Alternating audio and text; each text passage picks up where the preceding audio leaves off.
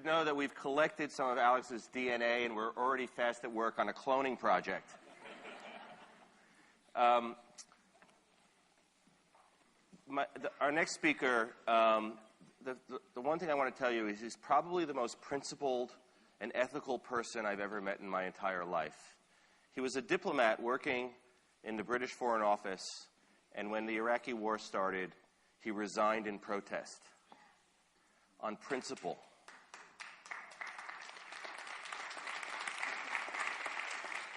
But he didn't stop being a diplomat, and in fact, he started an organization called the Independent Diplomat, and he became friends to PDF about 3 or 4 years ago. We're very happy that he's been our friend and been a part of our community. He just recently published a book called The Leaderless Revolution. If you don't know Carne Ross, follow him. He's someone to watch. He's got something to say. Carne Ross.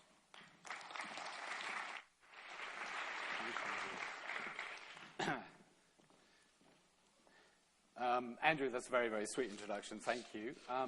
My presentation's got a similar kind of message to the previous speaker, Alex Torpey, except that Alex clearly believes in democracy and government, and I don't. I've got 10 minutes to convince you that the current system of representative democracy and capitalism, as it's currently constituted, is in terminal crisis, and that we alone can formulate and implement the new paradigm of political change.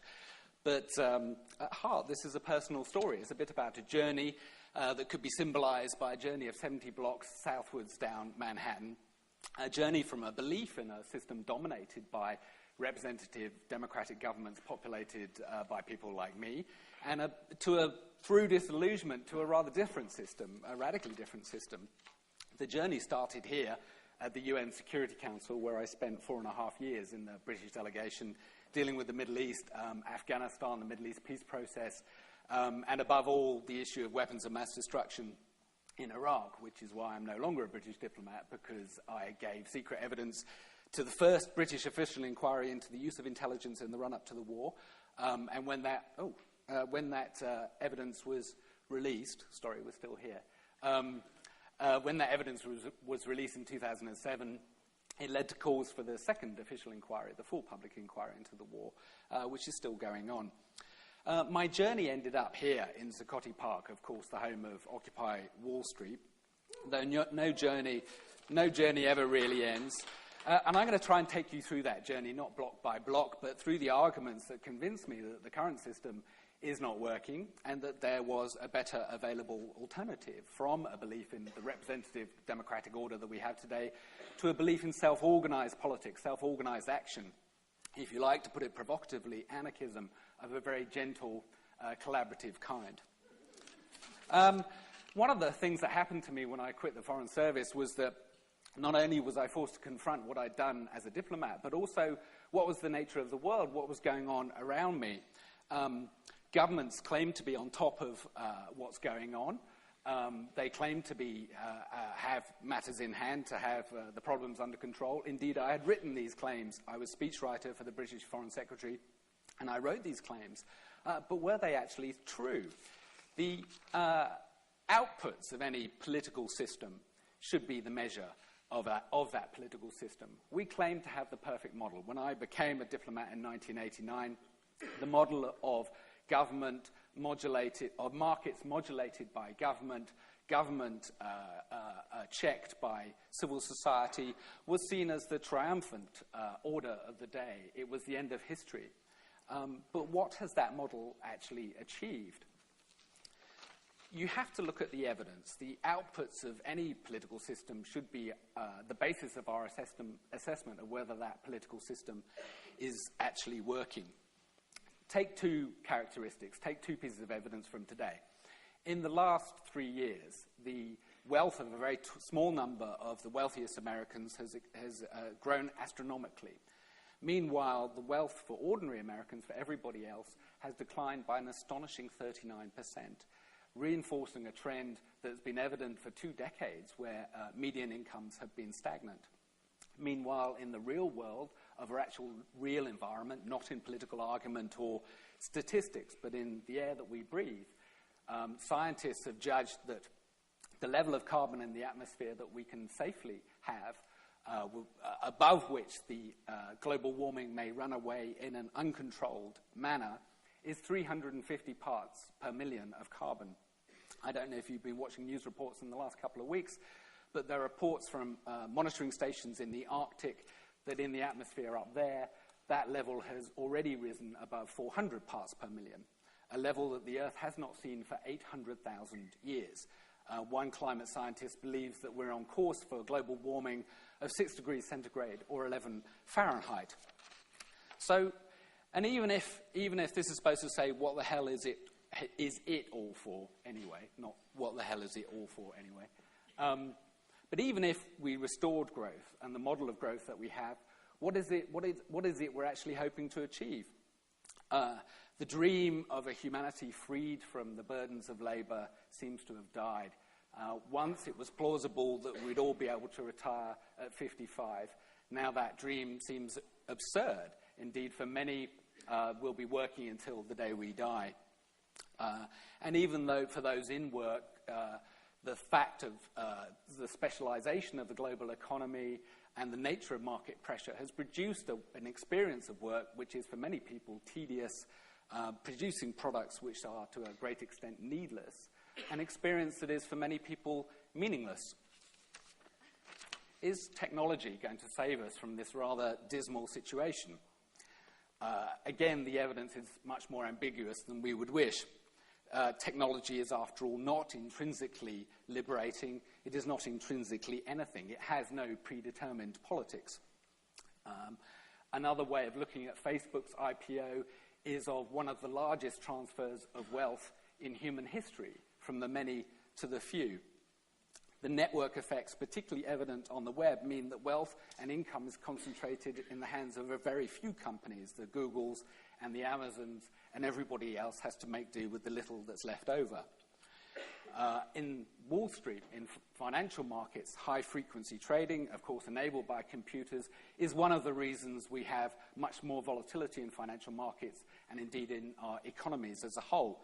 Quant trading has contributed to volatility in prices from everything from equities to food, damaging confidence for future investors and damaging the economies of single commodity exporters, otherwise known as the poorest countries, most of all. In an illustration of the grotesque misallocations of the current form of capitalism, just down the road from here, they have been building an undersea cable underneath the Atlantic to more quickly connect trades between New York and London for quant traders who will rent this line exclusively for a certain fee. This undersea cable is costing $300 million. The time advantage it will achieve for the traders who use it is 5.2 milliseconds. In security, which of course is government's ultimate claim to give for us, technology has given us new battlefields of cyber warfare and remote-controlled drone warfare. This doesn't actually offer the prospect of permanent peace. Instead, it seems to have delivered us into a situation of endless war. We are, it seems to me, in a period of paradigm shift. Thomas Kuhn, in his Structure of Scientific Revolutions, argued that at some point in scientific change, the contradictions of the current paradigm accumulate sufficiently that they cannot be dealt with by amendment or refinement of the current model. An entirely new paradigm is demanded to explain the phenomena that are going on. And it seems to me that we're at this moment in history. The current model of democracy and economics, the way we run our economy, we run our society, I don't think is susceptible to refinement or amendment. Do we really think that voting in better politicians or signing an online petition or indeed a paper petition is actually going to change things in the very fundamental way that is required? It seems we need something much more fundamental that actually can get at the root of the problem. The heart of the problem is agency. We feel that everything's out of control. Somebody else is in charge, it's not us. Even in government, oddly, I felt this, and even more remarkably, senior officials I worked with, cabinet ministers, people at the very top of government, felt the same way. They'd worked their entire careers to get into government, and yet when they were there, they felt they had no real influence over the things that really mattered to them. We've lost agency. We need to take it back. This is the heart of a new kind of politics, a new form of political action that is actually very much available to us. Behavioural research, including, oddly, by the British government, reinforces an ancient truth. The thing that is most influential upon us, the thing that is most able to achieve political change, is not, in fact, government legislation, it's not law, it's not the opinions of experts. It is, in fact, the people right around us, our family, our friends, the person right next to us. And the nature of the world today, its extraordinary new nature, seems to reinforce this very ancient lesson. Look at the world today. What do we see? We see a world of billions and billions of actors acting, reacting, and counter-reacting constantly. It's not order, but neither is it chaos. It's something in between. It is a complex system. It is not a chessboard. It is a Jackson Pollock painting. Recent network research suggests that the actions of one agent in a complex system can ripple change across that system very quickly. In the 1960s, Stanley Milgram found that there were 3 social connections between any given American and another American. On the global scale, research has found in 2007 that number of connections is about 6.6. And as the mesh of connections in the globalized world becomes ever denser, we can assume that that number may fall. Put this research together, and what you find is that the conventional model of politics is turned on its head. Top-down management of complex systems does not work. Authority is not able to effect change. The most effective agent of change is, in fact, the individual agent. And this gives us a clue as to this new form of politics. I'm going to have to wet my whistle, sorry.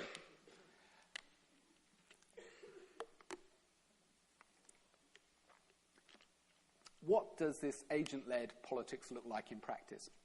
Well, it starts with us, it starts in the workplace, it's microcosmic, it's atom by atom, it's about how we decide things together. In the workplace, there are alternatives to the private profit-driven company. There are cooperative, employee-owned companies which share agency, share control of the company, share benefits, share wealth amongst all of their employees, who in fact, of course, are not employees, they're actually partners. In Britain, Britain's John Lewis retail chain is one of the most successful companies in the country. It's the 3rd largest company in the country. It scores consistently high profits. It's highly competitive.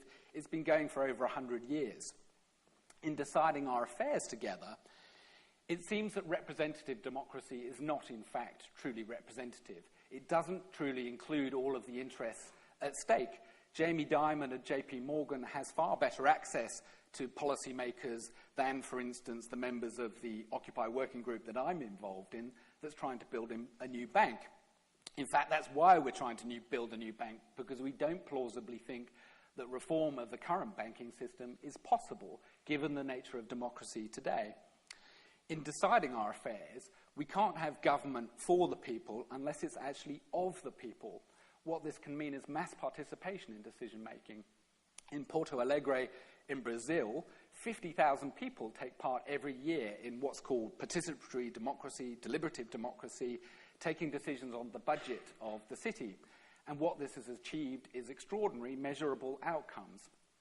Public services are more evenly distributed, things like schools, sanitation. There's an end of partisanship. There's even an end to the kind of culture of politics as we know it. And there's much less corruption because all decision-making is transparent.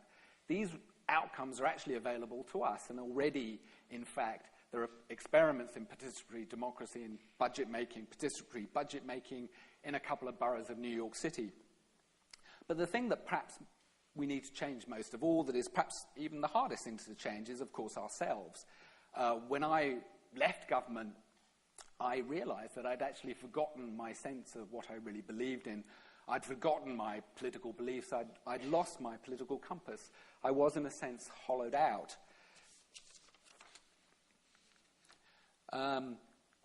Emergence. Thomas Hobbes argued that Without government, we would have inevitably a war of all against all. This is perhaps not surprising that he concluded this, given that he was writing during the time of the English Civil War. Without government, there is no order. Indeed, this is the fundamental claim of government that is very rarely questioned. But the current system of government, in fact, the current system of democracy and economics that we have, does not, in fact, appear to be creating order. Instead, it appears to be fomenting the opposite. Instead, order can be created from the ground up. This is one of the fascinating characteristics of complex systems. The characteristics of individual agents do not necessarily manifest as a characteristic of the whole system. For instance, water molecules are not themselves wet. Brain neurons have no consciousness, but when you put them all together, they create consciousness. When you put water molecules together, they create water which is wet. What might this mean in a political system? It actually suggests the possibility of something rather extraordinary, which is a deeper order forged by us acting on our richest sense of, our broadest, fullest sense of political convictions, not a narrow model of a conception of the human, of us as mere utility-maximizing consumers, but a much broader sense of our own ambitions and aspirations and needs as humans, negotiated with each other directly. This might reconnect a society which arguably is becoming more fragmented, not less. But this won't happen of its own accord. This is not an inevitable function of market forces. It's not an inevitable consequence of the dialectic of history, as Marx might argue. Instead, many worse outcomes are possible. Dystopia actually is visible, and it's not very nice to contemplate. If we are to have better outcomes, there is, in fact, only one force that might plausibly produce that better outcome, and remarkably, frighteningly, but also excitingly, that is, in fact, us. Thank you very much.